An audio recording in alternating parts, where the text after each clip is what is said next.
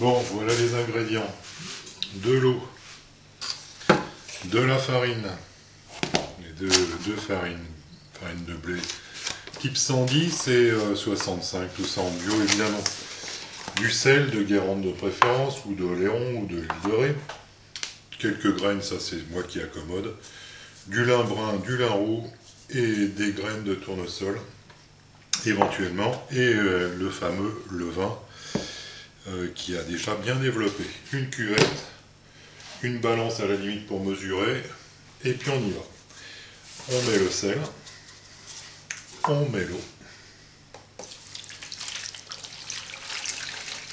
Voilà, le sel se dissout dans l'eau. On ajoute nos farines. Voilà, notre mélange de farine, tout simplement saupoudré sur l'eau. C'est pas plus compliqué. Les petites graines. Voilà, il y a 100 grammes à peu près de graines, mais tout ça est bien clair. Et le levain, donc on a dit pour la quantité, on met à peu près avec des beaux. Voilà le levain, le beau levain liquide. Il est en pleine forme, il sent très très bon. Il a bien développé. Et on met à peu près 200-300 grammes, mais ça c'est l'habitude. Voilà, tout simplement. Et on va mélanger tout ce petit monde, bien gentiment et sagement, sans précaution particulière. Voilà, bon mélange.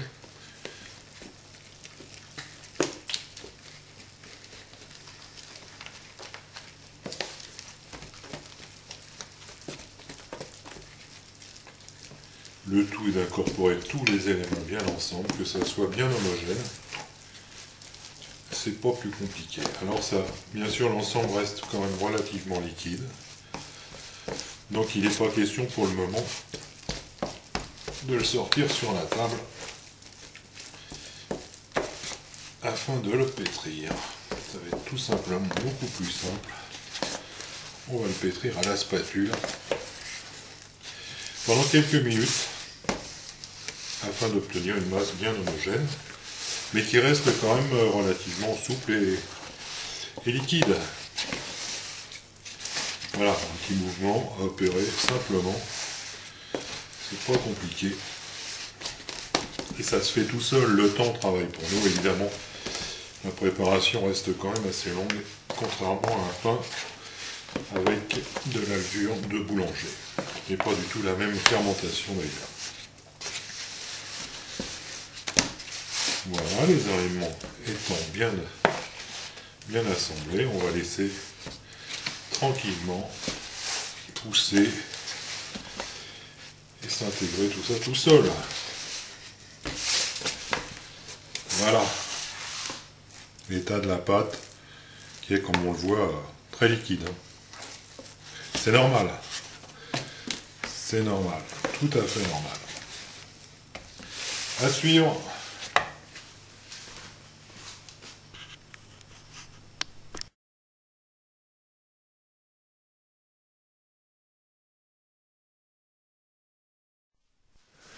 Voilà, 15 minutes plus tard, je vais procéder à un premier rabat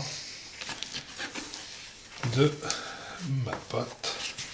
Donc je rabats 1, 2,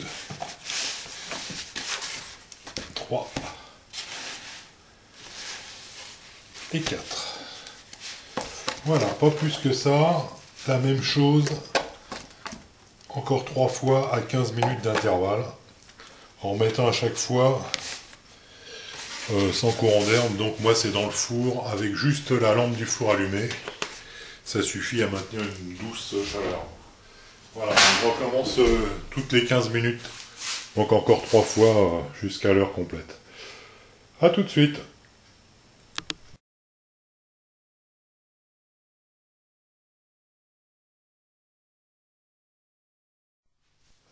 Voilà, nous voici au deuxième rabat.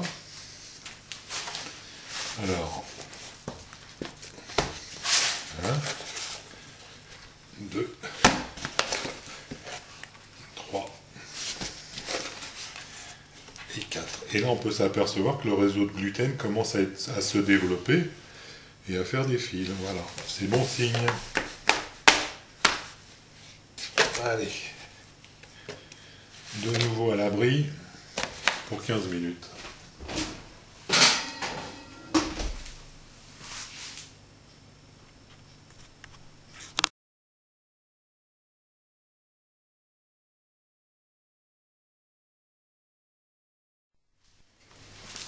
Et voilà, troisième rabat, 15 minutes plus tard donc. Là, ça commence à devenir un petit peu plus périlleux, mais toujours praticable simplement. 2, 3 et 4. Voilà, on sent que la pâte commence à prendre un petit peu corps. On la décolle bien et là on voit bien que le réseau de gluten se forme en créant des fils, un réseau, on appelle ça le réseau de gluten. Alors, tant qu'il n'est pas complètement développé, c'est pas bon. Donc voilà le troisième rabat, encore un dans 15 minutes, et ensuite un petit temps de repos d'une bonne heure avant de continuer l'expérience. Voilà. Allez, on remet tout ça à bonne température.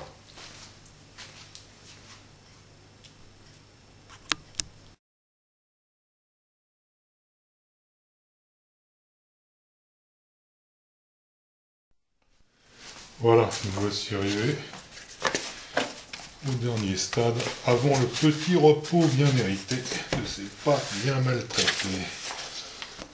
Alors toujours pareil, on rabat 4 fois sur les chaque côté. Alors ça colle toujours évidemment, voilà. Et on va arriver à quelque chose de pas trop mal si tout va bien. Voilà, le dernier rabat est fait. Maintenant, petit repos, toujours pareil, dans les mêmes conditions, à température ambiante. Une petite heure ou une heure, enfin, faut à peu près, quoi, une heure. C'est en fonction du développement de la pâte. Voilà. C'est très mouvant, hein. On peut le voir. Hein. Voilà. Là, on voit bien le réseau de gluten, un peu comme un réseau de mycélium pour le champignon, qui fait symbiose avec son arbre, et bien c'est un peu la même chose. Voilà, le réseau de gluten est en train de se développer, ce qui va faire la pâte ensuite, ce qui va faire la mie alvéolée, et bien c'est tout ça. Tant que ce réseau n'est pas développé, la mie évidemment ne sera pas développée non plus. Le résultat ne sera pas terrible.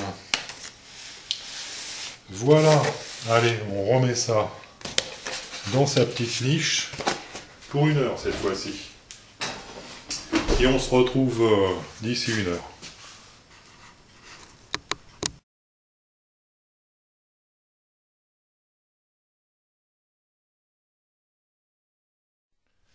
Bon, voilà, après une heure de repos bien mérité, on va maintenant sortir tout ça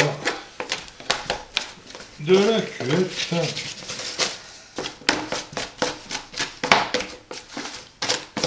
Et le mettre sur la table.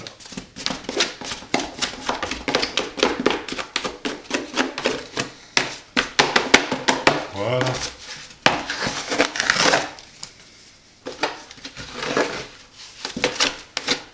On ne gâche rien. Alors là, on va opérer la même chose. On va faire 4 rabats sur une heure.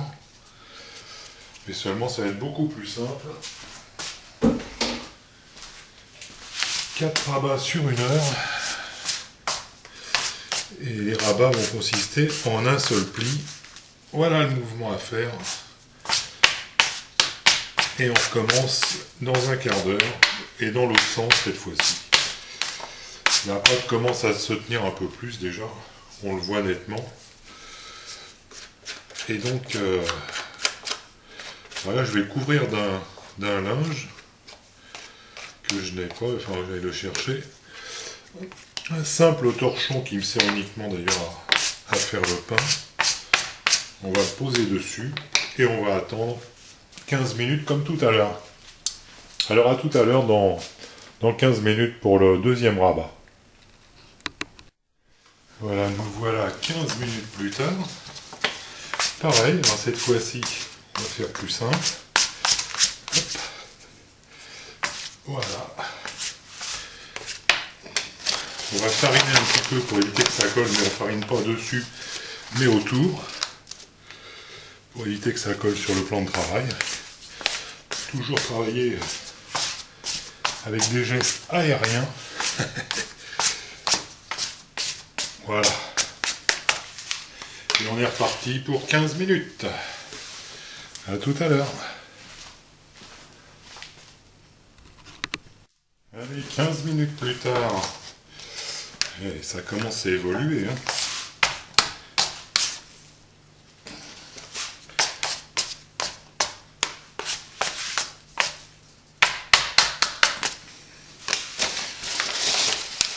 Ça commence à prendre une petite forme intéressante.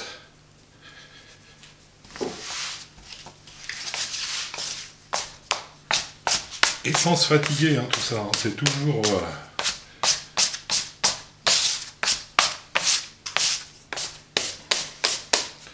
pas d'effort.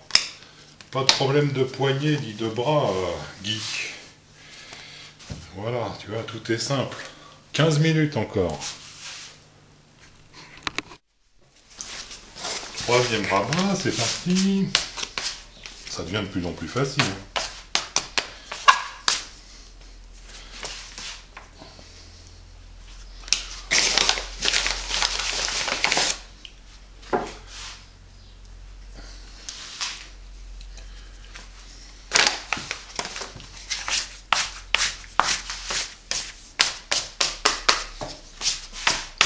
Voilà, troisième rabat. Allez, c'est reparti.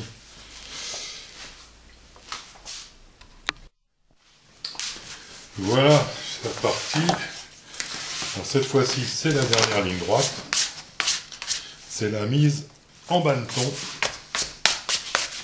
de notre petit art. Il y a des belles bulles hein, déjà. Là, par contre, pour le transporter, on va être obligé de légèrement fariner. Le banneton est fariné également. Voilà, et on va tout simplement l'emmener dans le banneton avec la clé. Là, ouais, on peut commencer à le prendre dans les mains. Et on va mettre la clé, voilà, en dessous. Voilà. Donc la clé se trouve au-dessus pour être en dessous à la cuisson. Et maintenant, ça va être la pousse qui va durer plus d'une heure. Il est... Oui. On va rappeler ça au moins 1h30 à 2h. Alors, toujours pareil, à température ambiante. Dans le four, avec juste la lampe du four allumée, ce qui suffit à maintenir une petite température de 25-27 degrés. Voilà, on voit ici déjà des bulles se former, des grosses bulles.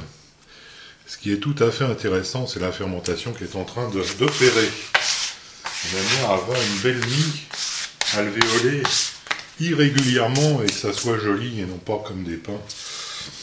Bref, voilà. Donc, c'est fini pour le moment. Première petite pousse, 1h30 à 2h. Température ambiante dans le four avec la lumière allumée. A tout à l'heure. Voilà la suite. Alors, retournement de la chose. Voilà, on le met à l'envers. La plaque qui va aller dans le four et on retourne l'ensemble. Voilà. Les scarifications comme d'habitude, toujours, là ça ne change pas. Bon alors là c'est un motif différent toujours. Chacun fait comme il veut. Voilà. Et je l'enfourne pour 45 à 50 minutes. À four préchauffé, 240 degrés. Et retour à la sortie du four si tout va bien. À suivre. Voilà le pain à la sortie du four.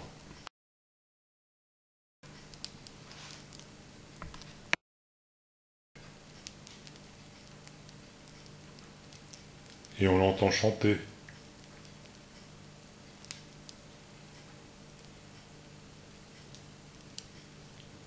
À bientôt pour de nouvelles aventures.